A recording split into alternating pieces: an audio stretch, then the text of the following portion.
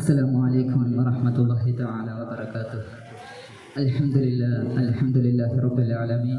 Assalatu wassalamu ala ashrafir rasulillah wa ala alihi wa sahbihi ajma'in, amma ba'd.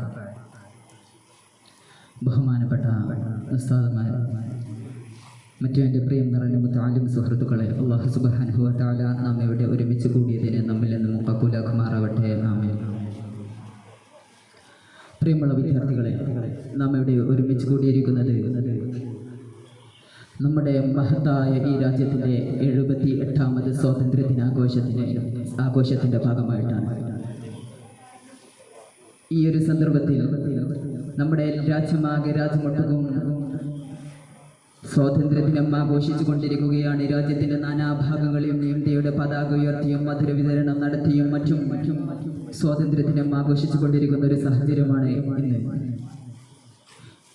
നാം ഒന്ന് മനസ്സിലാക്കണം, ഇത്തരത്തിൽ ഇന്ത്യയുടെ പതാക ഇന്ന് ഉയർന്നു പൊങ്ങിയിട്ടുണ്ടെങ്കിൽ അതിന് പിന്നിലും ഒരുപാട് ചരിത്രങ്ങളുണ്ട്. ഒരുപാട് സ്വാതന്ത്ര്യ സമര സേനാനികളുടെ ഒരുപാട് ചരിത്രങ്ങളും ഒരുപാട് രക്തചിന്തിയ ഒരുപാട് കഥകളുമുണ്ട്. നമുക്കറിയാം, ഇത്തരത്തിലൊരു പതാക ഇന്ന് നമ്മുടെ ഇന്ത്യയുടെ അന്തരീക്ഷത്തിൽ ഉയർന്നു നിൽക്കണമെങ്കിൽ അതിനു വേണ്ടിയിരുന്നൊരു സ്വാതന്ത്ര്യം. ഈ കാരണം ഈ ഒരു പതാക അർത്ഥമാക്കുന്നത് വെറും ഒരു പതാക എന്ന അർത്ഥത്തിൽ മാത്രമല്ല, അത് ഈ പതാക ഒരുപാട് ആശയങ്ങൾ ഉൾക്കൊള്ളുന്നുണ്ട്. സോഷ്യലിസത്തെ ഉൾക്കൊള്ളുന്നുണ്ട്, അതുപോലെ തന്നെ ഡെമോക്രസി ഉൾക്കൊള്ളുന്നുണ്ട്, സെക്യുലറിസത്തെ ഉൾക്കൊള്ളുന്നുണ്ട്. അങ്ങനെ ഒരുപാട് ആശയങ്ങൾ അടങ്ങിയിട്ടുള്ള ഇന്ത്യൻ കോൺസ്റ്റിറ്റ്യൂഷൻ എത്തരത്തിലുള്ള കാര്യങ്ങളാണോ നമുക്ക് വിഭാവന ചെയ്തിട്ടുള്ളത്, ഏത് രീതിയിലാണോ നമ്മൾ ജീവിക്കേണ്ടത്, നമ്മുടെ രാഷ്ട്രത്തെ നമ്മുടെ രാജ്യത്തിൻ്റെ മുന്നോട്ടുള്ള ഗമനം എങ്ങനെയായിരിക്കണമെന്നോ എന്നെല്ലാം വിഭാവനം ചെയ്തിരിക്കുന്ന നമ്മുടെ ഭരണഘടനയുടെ ആ മുഴുവൻ കാര്യങ്ങളും ഉൾക്കൊള്ളിച്ചിട്ടുള്ള ഒരു പതാകയാണ് നമുക്ക് മുന്നിൽ നമ്മുടെ മുകളിൽ ഉയർന്നു പൊങ്ങിയിട്ടുള്ളത്. നാം മനസ്സിലാക്കണം, ഇത്തരത്തിലൊരു പതാക ഉയർന്നു പൊങ്ങണമെങ്കിൽ അതിന്റെ പിന്നിൽ നമുക്ക് ലഭിച്ചതായ ആ സ്വാതന്ത്ര്യമുണ്ട്. ആ സ്വാതന്ത്ര്യത്തിന് പിറകിൽ പ്രവർത്തിച്ച ഒരുപാട് സ്വാതന്ത്ര്യ സമര സേനാനികളുണ്ട്. പ്രത്യേകിച്ച് ഇന്നത്തെ കാലഘട്ടത്തിൽ കൂടുതലായി സ്വാതന്ത്ര്യ സമര സേനാനികളെ കുറിച്ച് നാം ഓർത്തു പോകേണ്ടത്. കാരണം ഇന്ന് ഇന്ത്യൻ ഗവൺമെന്റിന്റെ കീഴിലുള്ള ചരിത്ര വിഭാഗത്തിന്റെ കീഴിൽ പല സ്വാതന്ത്ര്യ സമര സേനാനികളുടെയും പേരുകൾ നീക്കിക്കൊണ്ടിരിക്കുമ്പോൾ, പേരുകൾ ഒഴിവാക്കിക്കൊണ്ടിരിക്കുമ്പോൾ, ഈ ഒരു സാഹചര്യത്തിൽ നാം കൂടുതലായിട്ട് അവരെ കുറിച്ച് മനസ്സിലാക്കേണ്ടതുണ്ട്. അവർ എത്തരത്തിലാണ് നമ്മുടെ രാജ്യത്തിൽ സ്വാധീനം ചെലുത്തിയിട്ടുള്ളത്, നമ്മുടെ രാജ്യത്തിന്റെ സ്വാതന്ത്ര്യത്തിൽ എത്രത്തോളമാണ് അവർ സ്വാധീനം ചെലുത്തിയിട്ടുള്ളത് എന്ന് നാം കൂടുതലായിട്ട് പഠിക്കേണ്ടതുണ്ട്. കാരണം എന്തെന്ന് വെച്ചാൽ, ഓരോരുത്തരെയും നീക്കിക്കൊണ്ടിരിക്കുമ്പോൾ, പ്രത്യേകിച്ച് മുസ്ലിം സ്വാതന്ത്ര്യ സമര സേനാനികളുടെ പട്ടികയിൽ നിന്ന് ഒഴിവാക്കിക്കൊണ്ടിരിക്കുമ്പോൾ നാം തീർത്തും മനസ്സിലാക്കേണ്ടതുണ്ട് എത്രത്തോളമായിരുന്നു മുസ്ലിം സ്വാതന്ത്ര്യ സമര സേനാനികൾ നമ്മുടെ രാജ്യത്തിന്റെ സ്വാതന്ത്ര്യത്തിന് വേണ്ടി പ്രയത്നിച്ചിട്ടുള്ളത്. നമുക്കറിയാം, 1799 ബ്രിട്ടീഷ് പട്ടാളം ഒരു ഭൗതിക ശരീരത്തിന്റെ മുകളിൽ കയറി നിന്നുകൊണ്ട് from today India is hours എന്ന് വിളിച്ചു പറഞ്ഞിട്ടുണ്ടെങ്കിൽ അത്രത്തോളം ധൈര്യം ആരാണ് ബ്രിട്ടീഷുകാർക്ക് നൽകിയത്? ഒരു മരണം ബ്രിട്ടീഷുകാർക്ക് അത്രത്തോളം ധൈര്യം നൽകിയിട്ടുണ്ടെങ്കിൽ from today India is hours, ഇന്നു മുതൽ ഇന്ത്യ നമ്മുടേതാണെന്ന് വിളിച്ചു പറയാനുള്ള ധൈര്യം ആരാണ് ബ്രിട്ടീഷുകാർക്ക് നൽകിയിട്ടുള്ളത്? ഒന്ന് നമ്മൾ അന്വേഷിച്ചു നോക്കിയാൽ അത് മൈസൂരിന്റെ സുൽത്താൻ എന്ന് പറയപ്പെടുന്ന അത് ഷഹീദ് മില്ലത്ത് ടിപ്പു സുൽത്താൻ ആയിരുന്നു. ടിപ്പു സുൽത്താൻ ഒരു മുസ്ലിം ആയിരുന്നു. അതുപോലെ മുസ്ലിം സ്വാതന്ത്ര്യ സമര സേനാനികൾ ഒരുപാട് നമ്മുടെ സ്വാതന്ത്ര്യത്തിന് വേണ്ടിയിട്ട് പ്രയത്നിച്ചിട്ടുണ്ട്. നമുക്കറിയാം, വെറും കേരളത്തിൽ മാത്രമല്ല, ഇന്ത്യയിൽ ഒട്ടുക്കും ഒരുപാട് മുസ്ലിം സ്വാതന്ത്ര്യ സമര സേനാനികളുടെ പ്രവർത്തനങ്ങൾ ഉണ്ടായിട്ടുണ്ട്. നമുക്കറിയാം, 1857 ഒന്നാം സ്വാതന്ത്ര്യ സമരത്തിന്റെ സമയം, ഒന്നാം സ്വാതന്ത്ര്യ സമരത്തിൽ അതിന് നേതൃത്വം കൊടുത്തിട്ടുണ്ടായിരുന്ന ബഹദൂർ ഷാ സഫർ. നമുക്കെല്ലാവർക്കും അറിയാം, ചരിത്രം വളരെ വിശാലമാണ്. കൂടുതൽ ഉൾക്കഥകളിലേക്കൊന്നും ഞാൻ കടക്കുന്നില്ല. എങ്കിലും ബഹദൂർ ഷാ സഫറിന്റെ ചില പ്രധാനമായിട്ടുള്ള ചില രംഗങ്ങളൊക്കെ നമുക്ക് പലപ്പോഴും ഓർത്തെടുക്കേണ്ടി വരാറുണ്ട്. ബഹദൂർ ഷാ സഫറിനെ റംഗൂണിലേക്ക് നാട് കടത്തിയിട്ട് അവിടെ ജയിലിൽ അടക്കുമ്പോൾ പിന്നീട് ബഹദൂർ ഷാ സഫറിനെ സ്വാതന്ത്ര്യ സമരത്തിൽ നിന്നും പിന്മാറാൻ വേണ്ടിയിട്ട് തന്റെ സ്വന്തം മക്കളെ കഴുത്തറുത്തുകൊണ്ട് തന്റെ മുമ്പിൽ സമർപ്പിച്ചിട്ട് പോലും, ഇല്ല, ഞാൻ പിന്മാറുന്നില്ല, ഇന്ത്യയുടെ സ്വാതന്ത്ര്യത്തിന് വേണ്ടി, എന്റെ മണ്ണിന്റെ സ്വാതന്ത്ര്യത്തിന് വേണ്ടി ഞാൻ പ്രയത്നിക്കുക തന്നെ ചെയ്യും, എന്റെ അവസാനം വരെ പ്രയത്നിക്കുക തന്നെ ചെയ്യും എന്ന് ഉറച്ചു പറഞ്ഞുകൊണ്ട് നമുക്കെല്ലാവർക്കും മാതൃകയായ ബഹദൂർ ഷാ സഫറിന്റെ കഥ അവിടെയൊന്നും അവസാനിക്കുന്നില്ല. ബഹദൂർ ഷാ സഫർ എന്ന് പറയുമ്പോൾ അദ്ദേഹത്തെ ജയിലിൽ അടച്ചിട്ട് അദ്ദേഹത്തിന്റെ കയ്യിൽ ഒരു സഞ്ചി ഉണ്ടായിരുന്നു. ബ്രിട്ടീഷുകാർക്കെല്ലാം വലിയ ജിജ്ഞാസ ഉണ്ടായിരുന്നു എന്താണ് ആ സഞ്ചിയിൽ ഉൾപ്പെട്ടിട്ടുള്ളതെന്ന്.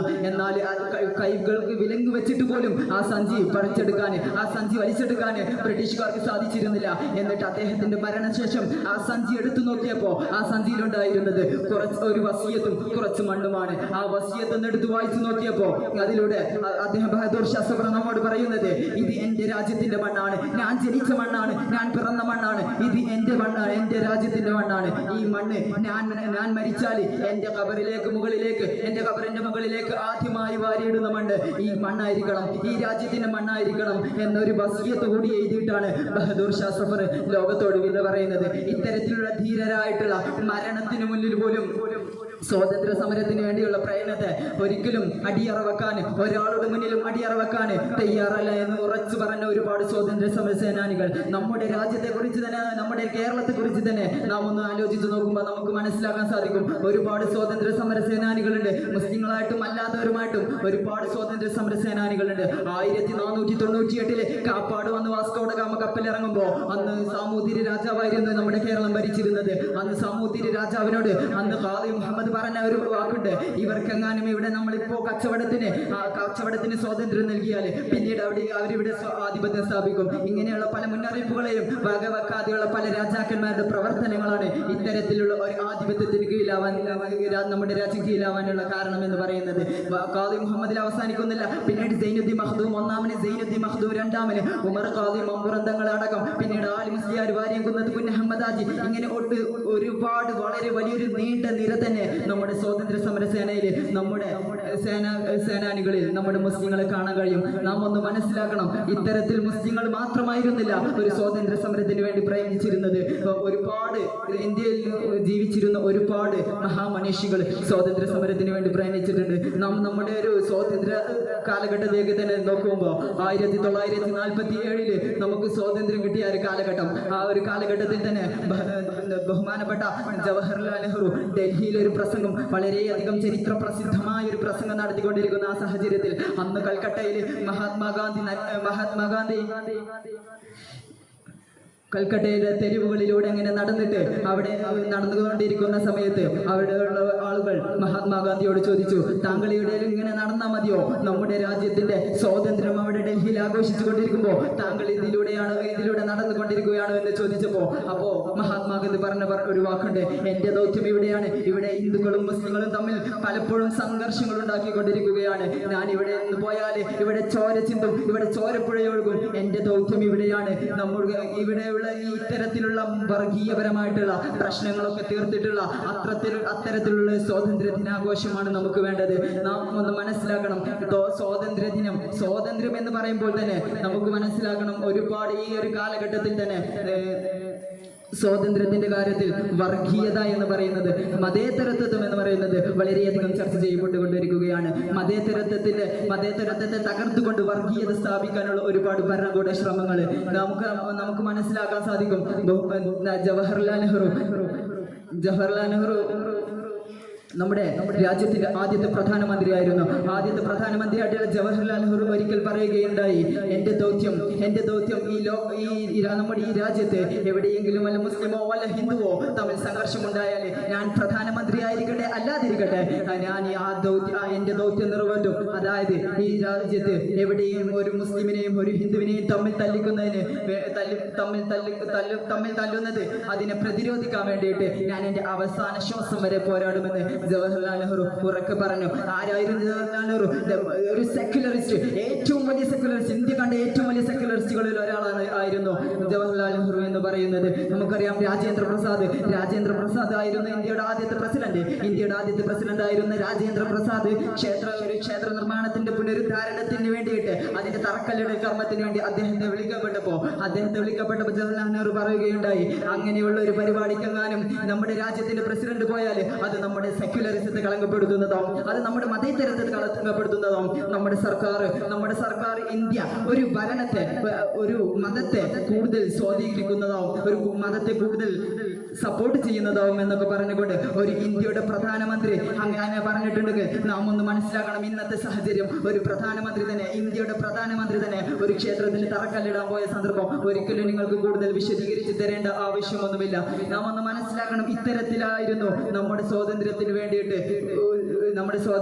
വേണ്ടി പ്രയത്നിച്ച ഒരുപാട് ആളുകൾ നമ്മുടെ സ്വാതന്ത്ര്യത്തിന് വേണ്ടി അവർ പ്രയത്നിച്ചിട്ടുണ്ടായിരുന്നു. ഈ ഒരു സന്ദർഭത്തിൽ നമുക്കറിയാം, ഒരുപാട് നമ്മുടെ സ്വാതന്ത്ര്യത്തിന് വേണ്ടി പ്രയത്നിച്ചിട്ടുള്ള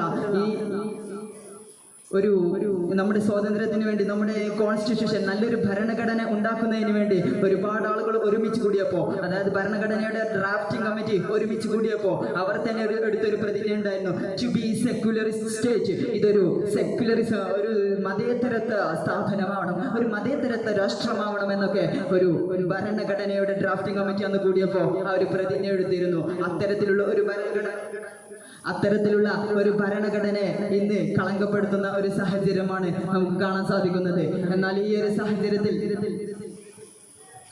നാം ഒന്ന് മനസ്സിലാക്കണം, നമ്മുടെ രാഷ്ട്രത്തിന്റെ ഇന്നത്തെ നിലപാടുകൾ, നമ്മുടെ രാഷ്ട്രം എത്രത്തോളമാണ് ഇത്തരത്തിലുള്ള നമുക്ക് നമ്മുടെ മുൻഗാമികൾ ചെയ്തു തന്നതായ പ്രവർത്തനങ്ങളെ എങ്ങനെയായിരുന്നു നമ്മുടെ രാഷ്ട്രത്തെ ഇപ്പോഴത്തെ ഭരണകൂടങ്ങൾ കണ്ടുകൊണ്ടിരിക്കുന്നത് എന്ന് നാം കൂടുതലായിട്ട് മനസ്സിലാക്കണം, കൂടുതലായിട്ട് പഠിക്കണം. സ്വാതന്ത്ര്യത്തിന്റെ ചരിത്രം എന്ന് പറയുന്നത് വളരെയധികം വിശാലമാണ്. ഒരുപാട് വർഷങ്ങൾ, നൂറുകണക്കിന് വർഷങ്ങൾ വിശാലമാണ്. അതിലേക്കൊന്നും കൂടുതലായിട്ട് ഈ ഒരു വൈകിയ വേളയിൽ ഞാൻ കടക്കുന്നില്ല. ഞാൻ എൻ്റെ പ്രസംഗം അവസാനിപ്പിക്കുകയാണ്.